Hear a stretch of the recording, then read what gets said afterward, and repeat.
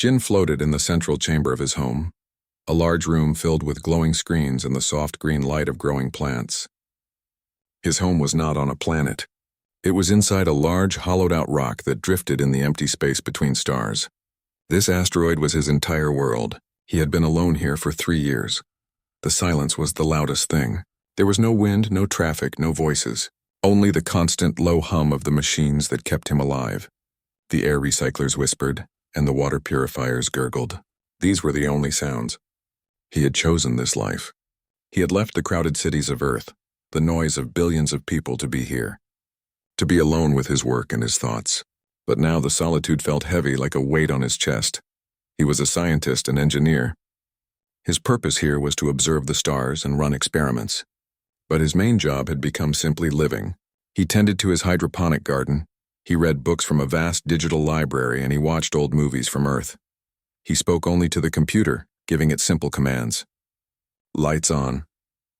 Play music. Make coffee. His own voice sounded strange to him, rough from lack of use. He pushed off gently from the floor, drifting toward one of the large observation windows. Outside was the pure deep black of space. It was dotted with countless tiny, sharp points of light. Stars, galaxies, nebulae. It was beautiful, but it was also cold and empty. It was a view that reminded him every single day how completely alone he was. A single human being in an unimaginably vast universe. A soft beep broke the silence. One of his long-range sensor screens lit up with a yellow warning. Something was coming. His heart beat a little faster. Visitors were rare and almost never good. He drifted to the console and tapped the screen, pulling up the data. It was a ship. A big one. The design was blocky and aggressive, covered in sharp angles and what looked like weapon ports. He recognized the style. It was a Cathar vessel. The Cathar were a warrior species, famous for their strength and their bad temper. They were not people you wanted to meet in a dark corner of space. Jin's first instinct was to hide. His asteroid had a cloaking device, an invention of his own that bent light and sensors around the rock, making it invisible.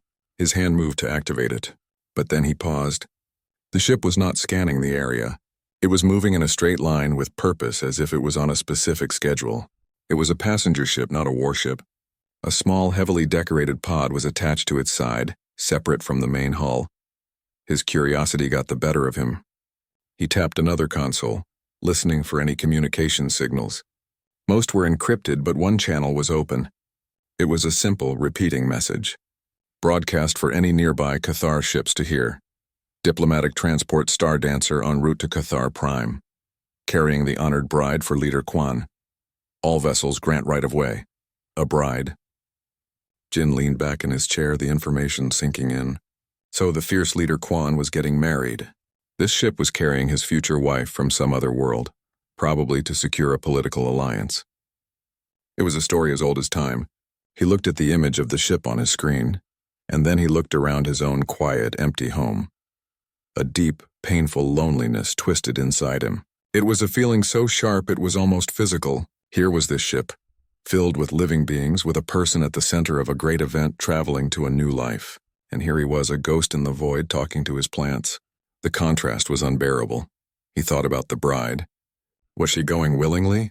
Was she excited? Was she scared? He imagined her in a luxurious room on that ship, surrounded by guards, waiting for a future she may not have chosen. A life that, in its own way, might be another kind of prison. A gilded cage. An idea began to form in his mind. It was a crazy, dangerous, terrible idea. It was the kind of idea that could get him killed, that could start a war. But the loneliness was a voice in his head whispering to him. It told him he couldn't take another day of the silence. It told him that he needed someone, anyone, to talk to.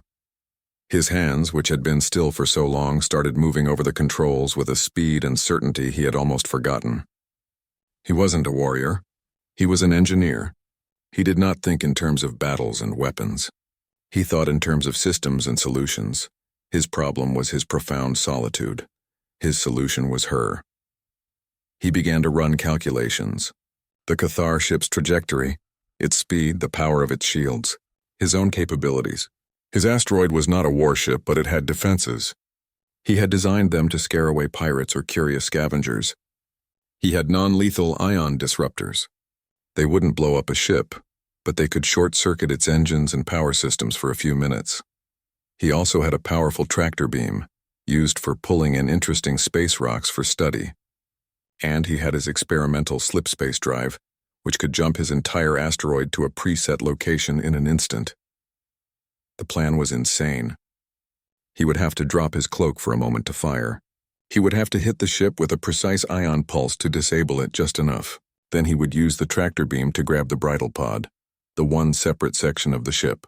He would pull it into his asteroid's docking bay, and then he would activate the slip space drive and vanish before the Cathar ship could power its weapons back up. It was a 1,000,000-to-1 shot. 1,000 things could go wrong. The ion pulse might not work. The tractor beam might not lock on. The Cathar might have backup systems he didn't know about. They might blast him into dust the second his cloak dropped. He looked again at the image of the lonely asteroid on his screen, and then at the image of the Cathar ship, a vessel full of life, carrying a single soul who was just as trapped by her circumstances as he was by his. He made his choice. "Computer, power down the cloaking device," he said, his voice firm. "Warning.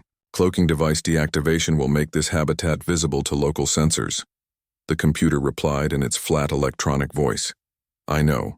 Prepare ion disruptors. Target the engine core and primary power relay of the Cathar vessel."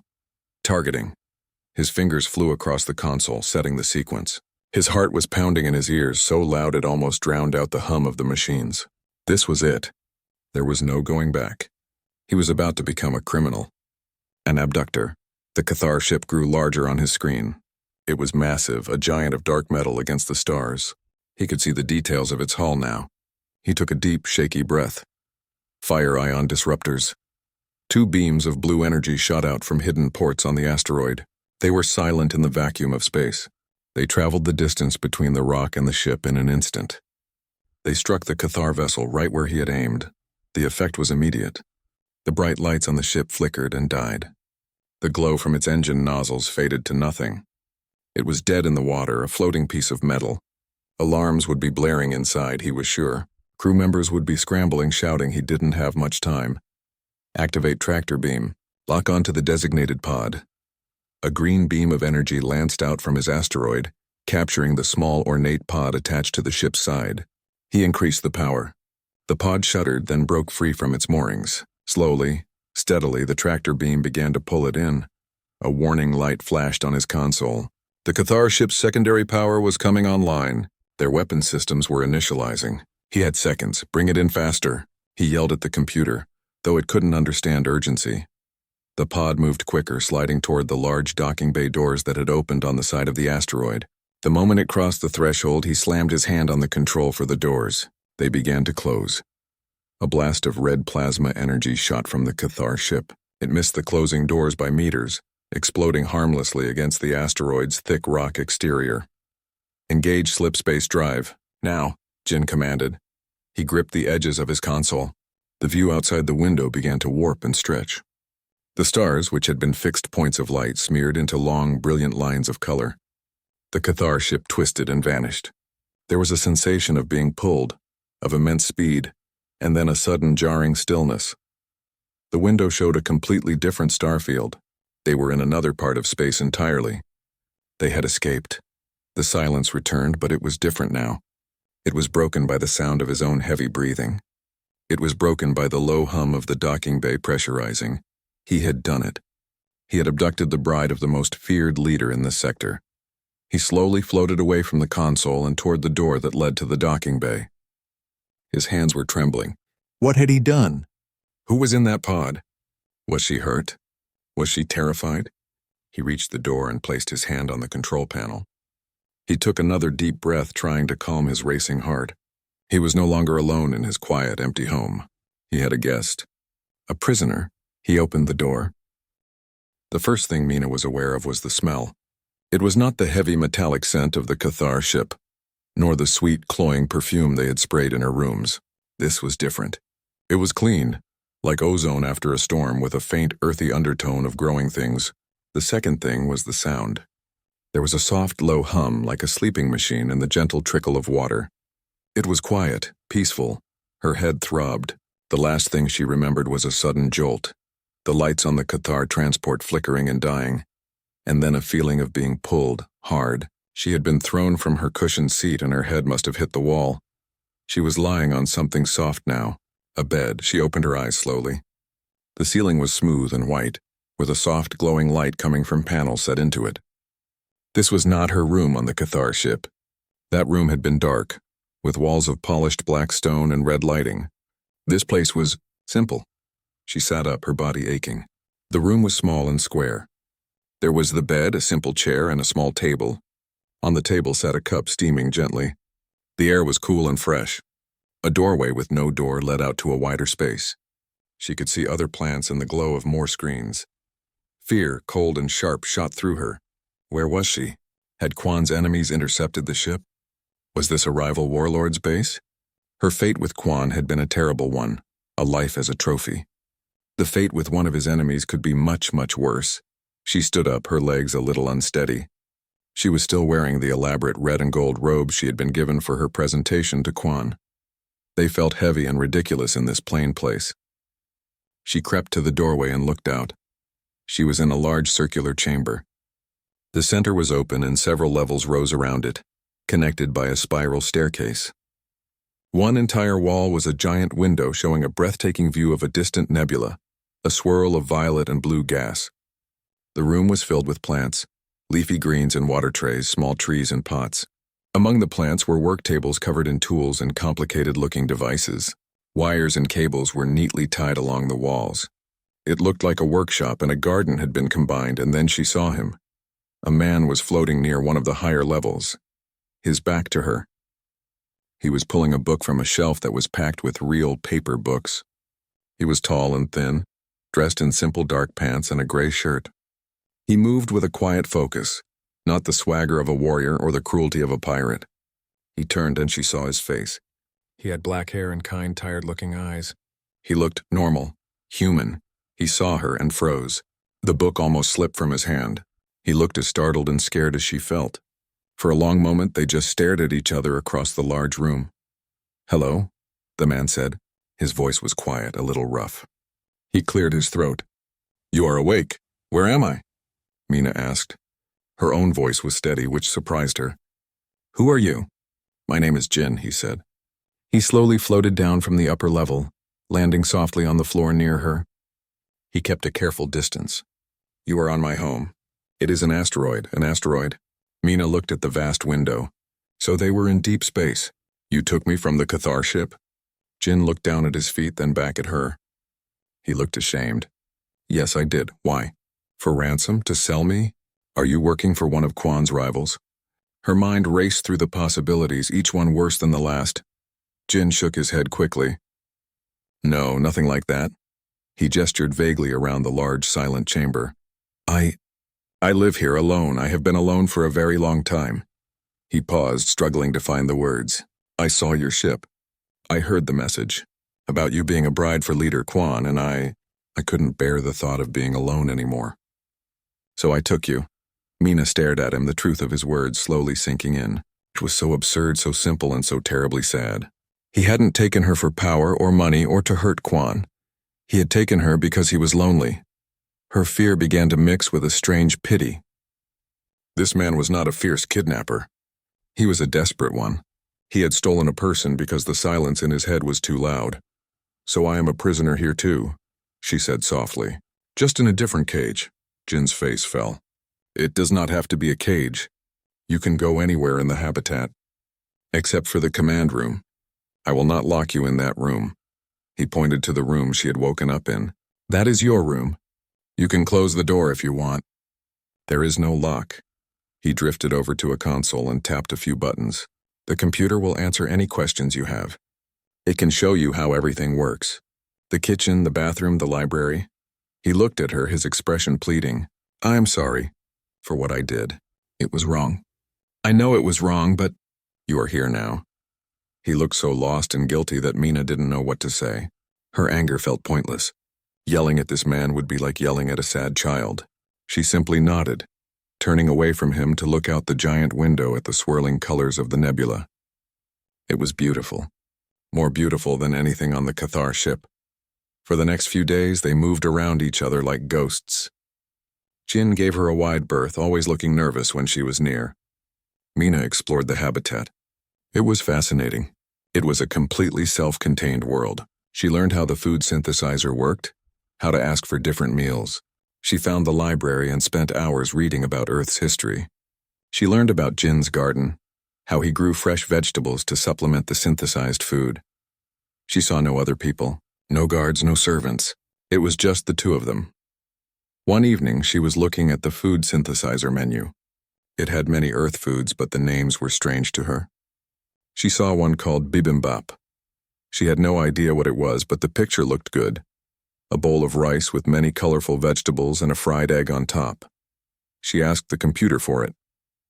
A few moments later, a plate with the food appeared. She took it to the small table in the main room and sat down to eat. Jin was at a workbench on the other side of the room, tinkering with a small device. She took a bite. The flavors were incredible. Savory, spicy, a little sweet.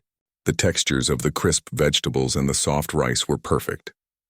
It was the most real, most delicious food she had eaten since leaving her home planet. Jin looked over, watching her. He had a strange look on his face. "This is very good," Mina said. "It was my mother's favorite," Jin said quietly. "She made it for me often." He floated a little closer. You like it?" "I do," Mina said. "It is full of flavor." The food on the Cathar ship was very bland. A small sad smile touched Jin's lips. "I'm glad you like it." He started to float back to his workbench, but Mina spoke again. "Why are you out here? All alone?" Jin stopped. He was quiet for a moment. "The world I came from, it was very loud. There were too many people. Too many rules. Too much noise. I just wanted quiet. I thought it would be better." He looked around the habitat, and for a while it was. But the quiet became heavy. It started to feel like the walls were closing in. "I thought I would go crazy if I didn't hear another voice." Mina listened. She understood being trapped by a future you didn't choose. "I know the feeling," she murmured. Later that night, Jin found her in the library, reading a book about old Earth art. He floated nervously by the doorway. "I have to check the external sensors," he said, "to see if Quan is looking for us. You can watch if you want." Mina put the book down and followed him to the command room. It was the first time he had let her in. The room was filled with screens showing star charts, sensor readings, and energy signals. Jin sat in the main chair and began to work. Mina watched the screens. She saw him pull up news feeds from nearby sectors. Her own face was on the screen. The words "Abducted" and "Quan's Bride" were in big, angry letters. There was a reward for information. The news report said Leader Quan was furious, his fleet scouring the galaxy. "He will never stop looking," Mina said, her voice soft. "I know," Jin replied, his shoulders slumping. "I have a cloaking device. It hides us. But he is a powerful man." They sat in silence for a minute watching the reports. Then Jin pointed to a different screen. It showed a simple, quiet star system. "That is where we are now. It is not on any major maps. We are safe for now." He did not say it like a jailer guarding his prisoner. He said it like a man trying to reassure a friend. Mina looked from the angry news reports to Jin's worried face and then out the window at the peaceful, untroubled stars. Her cage was still a cage, but her jailer was not a monster. He was just a lonely man, and he was already sharing his world with her. He had shown her his books, his garden, and his favorite food from home. He was trying in his own clumsy and terrible way to be kind. She didn't know what to feel. She was not with Quan. That was good. But she was lost, far from home, with a man who had stolen her. Yet he had also, in a way, saved her. The conflict swirled inside her as she watched the stars, a silent prisoner in a quiet, peaceful void. The silence in the asteroid was changing. It was no longer just the hum of machines. Now there were other sounds. The soft rustle of Mina's robes as she moved from the garden to the library. The faint tap of her fingers on a computer screen. The occasional hesitant question she would ask the computer. To Jin, these were the loudest and most wonderful sounds in the universe. He found himself listening for them. He would pretend to work on a broken circuit at his bench, just so he could hear her moving around. He was careful to always give her space, to never crowd her. He felt a deep shame for what he had done, and he tried to show through his actions that he meant her no harm. One day, he was trying to fix a broken water pump in the hydroponics section. He had taken the whole thing apart, and little pieces were floating around him. He could not figure out what was wrong. He sighed in frustration. Mina was nearby, reading about Earth's history. She looked over at the floating pieces and then at Jin's confused face. "The impeller blade," she said, her voice calm. "It is on backwards." Jin looked down at the small fan-like piece in his hand. He turned it over. She was right. The curved side was facing the wrong way. He felt his face grow warm with embarrassment. He was the engineer, and she had spotted the problem in seconds. "How did you know that?" he asked, putting the blade on correctly. "My father was a mechanic for our colony's atmospheric processors," she said, returning to her book. "I used to hand him tools when I was a girl. I learned how things fit together." This was a new piece of information. Jin knew nothing about her life before the Cathar ship. He wanted to ask more, but he was afraid to push. He just nodded and finished assembling the pump. When he turned it on, it worked perfectly. "Thank you," he said. Mina simply nodded, not looking up from her screen. Later, Jin was watching an old movie on a large screen in the main room. It was a film called The Sound of Music. He loved the music and the wide, open landscapes of the mountains. He did not know Mina had come to watch from the doorway. When the main character, Maria, began to sing about her favorite things, Jin heard a soft sound. He turned and saw Mina. There was a small smile on her face. It was the first time he had seen her smile. It changed her whole face, making her eyes bright. "You can come sit," he said, his voice a little too loud from nerves. Mina hesitated, then floated over and sat in a chair near him. They watched the rest of the movie together without speaking. When it ended, she turned to him. "The world in that film, is it real? Those green mountains? That much open space?" "It was real," Jin said. "A place on Earth called Austria. It is probably still there. I have never been. It is very beautiful," Mina said softly. "On my world, the sky is orange and the air is thick. We lived in large domes. I have never seen a real mountain." Jin felt a pang of sadness for her. He had left a world of mountains and open skies behind. She had never had one. The next day, Mina went to the food synthesizer. She had been experimenting with it, learning its patterns. She asked it for the ingredients to make bibimbap herself, not just the finished meal. The machine produced a bowl of warm rice, separate containers of spinach, bean sprouts, carrots, and a raw egg. She found a pan and a small heating element Jin used for cooking. Jin was working, but he watched her from the corner of his eye. She worked with a quiet focus, cooking each vegetable until it was just right, frying the egg so the yolk was still runny. She arranged everything beautifully in a bowl, adding a spicy red paste she had found. She brought the bowl over to him and held it out. "For you," she said. Jin was stunned. He took the bowl. It was warm in his hands. It looked and smelled exactly like his mother's cooking. He took a bite with the chopsticks she offered. The taste was a memory, a feeling of home and family he had not felt in years. His eyes filled with tears. He tried to blink them away, but it was no use. "It is perfect," he whispered, his voice thick with emotion. "Thank you." Mina saw his tears and looked away, giving him privacy. She did not say anything, but she did not leave either. She just waited until he had composed himself. This small act of kindness was a turning point. After that, they started talking more. They ate their meals together at the small table. Jin told her about his life on Earth, about being a quiet boy who loved machines and stars more than people. Mina told him about her life in the domes, about her father, and how her people had agreed to give her to Quan to avoid a war they could not win. "They said it was a great honor," she said, stirring her food, "but it felt like a sale. I was the price for peace." "I am sorry I took you," Jin said, meaning it more than ever. "I was only thinking of myself." "You did," Mina said. She looked at him, her gaze direct. "But you also took me from him. I was terrified on that ship. The Cathar guards never looked at me. I was just a thing they were delivering. You look at me like I am a person." Jin did not know what to say. He just nodded, his heart feeling too big for his chest. One evening, they were in the command room checking the news. The reports about them were growing more frantic. Leader Quan was offering a planet's worth of treasure for their location. His fleets were searching nearby systems, destroying small outposts in their rage. "He is getting closer," Mina said, her voice tense. "The cloak is holding," Jin said, though he was not as confident as he sounded. "He is searching randomly. He does not know where we are. They left the command room and went to the main area. Jin put on another movie, an old black and white film called Casablanca. He said it was a famous story about love and sacrifice. They watched it in silence. The story unfolded about a man who had to let the woman he loved go for her own safety. As the final sad scene played out, Jin felt a deep understanding of the character's pain. He knew one day he might have to let Mina go too. It was the right thing to do. The movie ended. The soft music faded and the room was quiet again, lit only by the starlight from the big window. Mina did not move from her chair. She sat very still, looking at the now dark screen. "You know," she murmured, her voice so soft Jin almost didn't hear it. "When my parents told me I had to marry Leader Quan, I was so angry.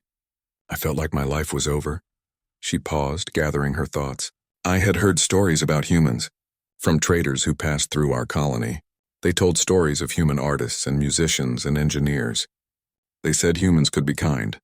They said they valued one person's life." She finally turned to look at Jin. Her eyes were serious in the dim light. "On the Cathar ship, I thought my wish was a silly dream. But when you took me, when I woke up here, I saw your books, your garden. You made me tea. You cried when I made you food from your home." She took a slow breath. "It is a strange thing to admit after you stole me. But Jin, I always wanted a human spouse." The words hung in the air between them. Jin could not breathe. He stared at her, sure he had misheard. This could not be real. It was the loneliness playing tricks on him, but her face was sincere. She was not smiling. She was stating a fact. What?" he finally managed to say. "I did not want to be a trophy for a warlord," Mina said, her voice growing stronger. "I wanted a partner, someone who would look at me and see me. You are a kidnapper and what you did was wrong, but you are also a good man. A lonely man, and so am I." She gave a small shaky shrug. "So yes, I always wanted a human spouse, and now somehow I have one." Jin was speechless. His crazy, terrible plan born from despair had somehow led to this moment. The woman he had stolen had just told him she had wished for someone like him. The guilt and the joy mixed inside him, creating a storm of emotion he could not name. He reached out his hand, slowly, giving her every chance to pull away. She didn't. She placed her hand in his. Her hand was warm and real.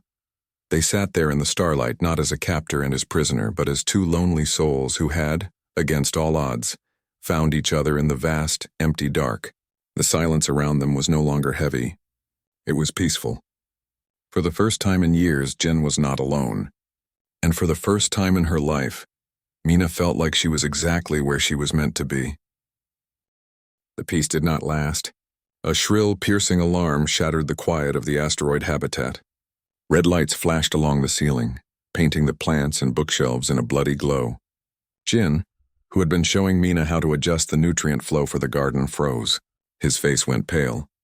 Mina's hand, which had been resting near his on the console, tightened into a fist. "What is it?" she asked, though she already knew. Jin was already moving, floating quickly toward the command room. Mina followed right behind him. On the main sensor screen, a massive shape blotted out the stars. It was a Cathar battleship, larger and more menacing than the transport he had attacked. Its hull was covered in jagged spikes and glowing weapon ports. The name on the screen read, "The Worldbreaker." Leader Quan's personal flagship. "He found us," Jin whispered, his voice full of dread. "How did he find us?" He typed frantically at his console.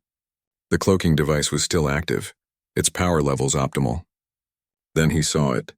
A faint, shimmering energy net stretched across the sector on the star chart. "A sensor scattering field," he muttered. He flooded the area with so much noise that the only silent spot is us. Their invisibility had become a beacon. A harsh, grating voice filled the command room, transmitted from the warship. "Thief, I know you are there.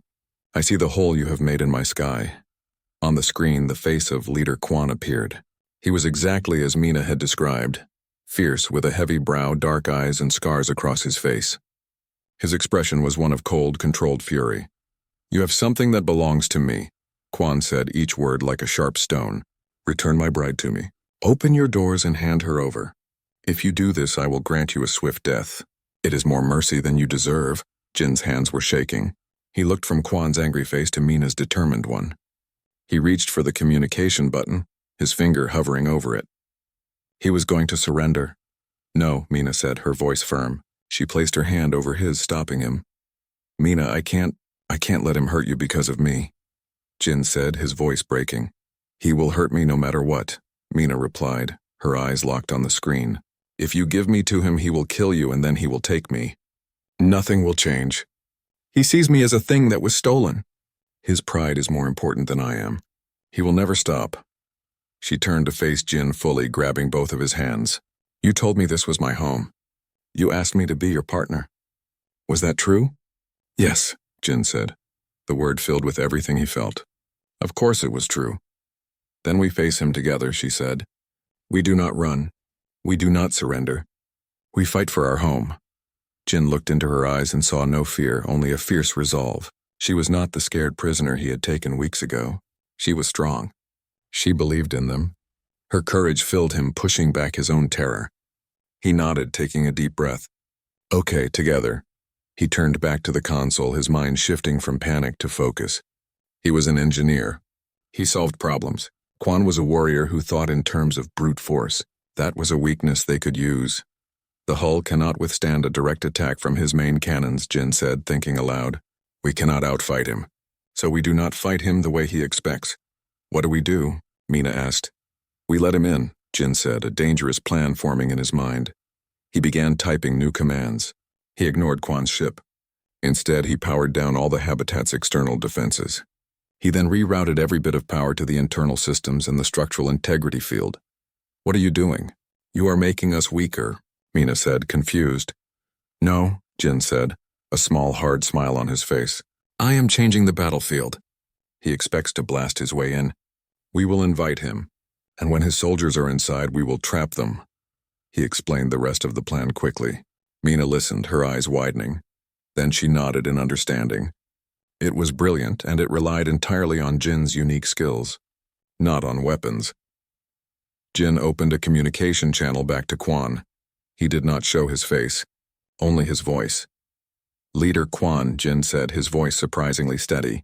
We will not fight. You may send a boarding party to the main airlock. I will deactivate the defenses. Come and get her. Quan's laughter was a low, unpleasant sound. Wise choice, little ghost. I am sending my best warriors. Do not try any tricks, the communication cut out. A few moments later, a heavily armored shuttle detached from the world breaker and flew toward the asteroid. It connected to the main airlock with a loud clang that echoed through the metal corridors. Jin and Mina left the command room and went to the central atrium, the large, circular garden space. Jin tapped on his personal data pad, making final adjustments. Mina stood beside him, her back straight, her chin held high. The main airlock door hissed open. 6 Cathar warriors marched in, their heavy boots thudding on the metal floor.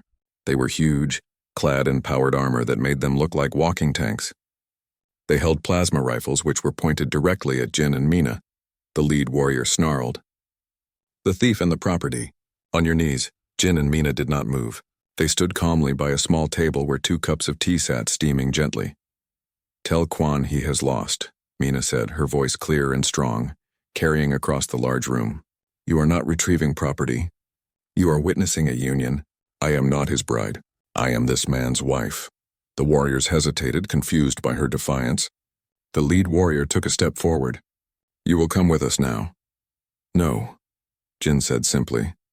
He tapped his data pad. A low hum filled the atrium. It was not loud, but it was felt deep in the bones. Jin had activated a sophisticated resonance field. It was a tool he used for molecular-level construction, to align materials. Now he was using it on the Cathar armor. The warriors suddenly stopped. Their movements became jerky. The advanced alloys of their armor, hardened against plasma blasts and kinetic impacts, began to vibrate at a specific frequency. The molecular bonds locked up. The joints of the armor seized. The warriors were trapped inside their own suits, frozen in place like metal statues. They grunted and struggled, but they could not move a muscle. Jin and Mina walked over to the lead warrior. His helmet visor was open and his eyes were wide with shock and rage. Your armor is very strong, Jin said, looking at the immobilized soldier. But it is still a material, and all materials have a frequency, a weakness. He turned to Mina. It is time for us to go. They left the frozen warriors in the atrium and ran back to the command room. On the screen, they could see Quan's face purple with fury. He had seen everything through his soldiers' helmet cameras. "You insect. You dare," he roared. "I will tear your rock apart." "You tried to take my home," Mina said, speaking directly to the screen. "You failed. We are leaving." Jin's hands flew over the console. The slipspace drive began to power up. The view outside the window started to warp and stretch. The world breaker opened fire. A massive plasma beam shot toward the asteroid. But Jin was ready. He had channeled all remaining power to the rear shields. The blast hit the shimmering energy field, shaking the entire habitat violently, but the rock itself held. Then, the slipspace drive engaged. The stars outside smeared into long lines of light. The Cathar warship twisted and vanished from view.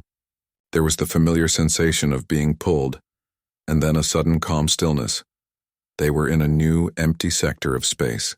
The silence returned, broken only by their heavy breathing. They had faced the fierce leader and won. They were safe. For now, the jump was over. The asteroid hung in a new patch of space, surrounded by unfamiliar stars. The only sound was the slow, steady beep of the navigation computer confirming their new position. Jin leaned heavily on his console, his whole body trembling from the adrenaline. They had done it. They had escaped. Mina stood beside him, her hand resting on his shoulder. She was looking at the main viewer, which showed the empty space where Quan's warship had been. "Is he gone?" she asked, her voice quiet. "For now," Jin said, straightening up. He ran a systems check. "The cloak is active again. He does not know where we jumped to. It would take him years to search this volume of space." He turned to look at her. "We are safe." The word hung in the air between them.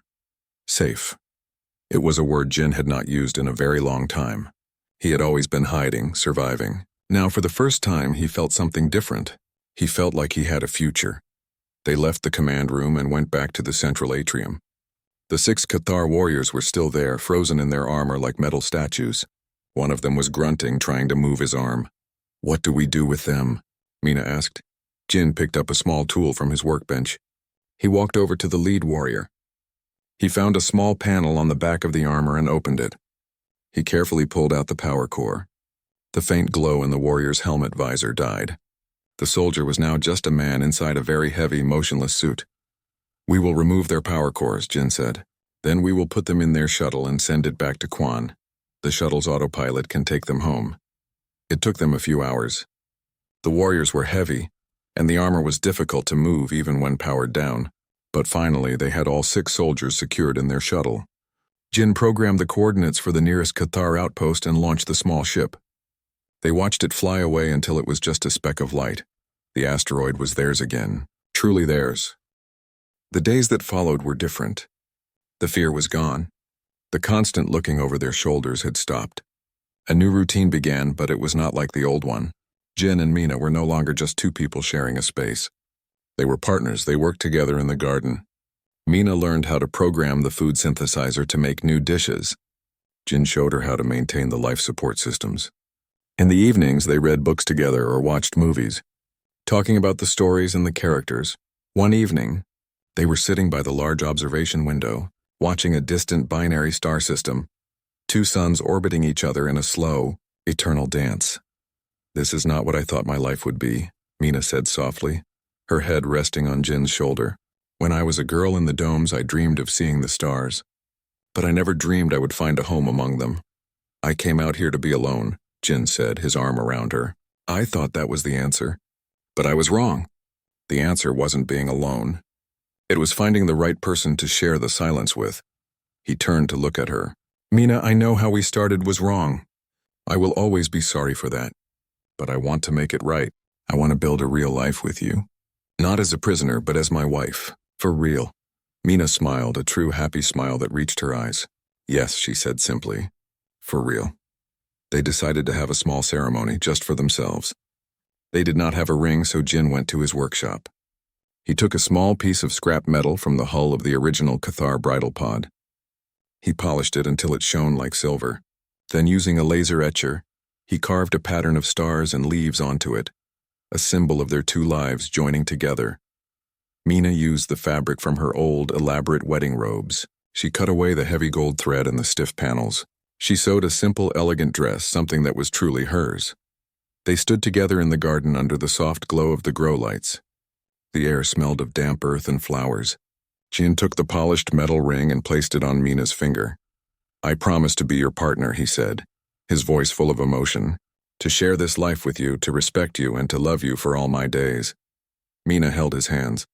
"And I promise to be your partner," she said. "To make this place a home with you, to stand by you, and to love you for all of my days."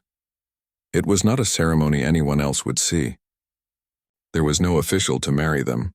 But in that moment, surrounded by the life they were building together, it was more real than any grand wedding on Cathar Prime could ever be. They were husband and wife. Time passed. They continued to maintain their home, but now they also started to plan for the future. They could not hide forever. Quan was still out there and his anger would not fade. They needed a more permanent solution. One day, Jin was scanning the long-range communication channels. He found a weak repeating signal. It was a human broadcast and advertisement.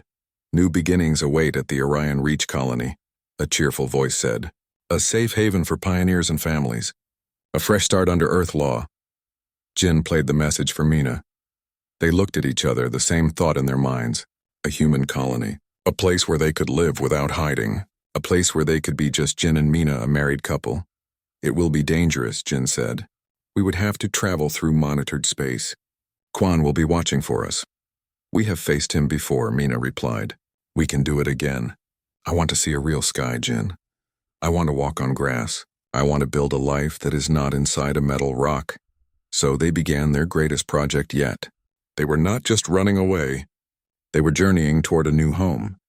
Jin worked on the slipspace drive, making it more efficient and quieter. Mina studied everything she could about the Orion Reach colony, learning its customs and laws. They packed their most precious things. Jin took his favorite tools and a data chip full of his research. Mina packed the simple dress she had made and a few of the paper books from the library. They left the rest.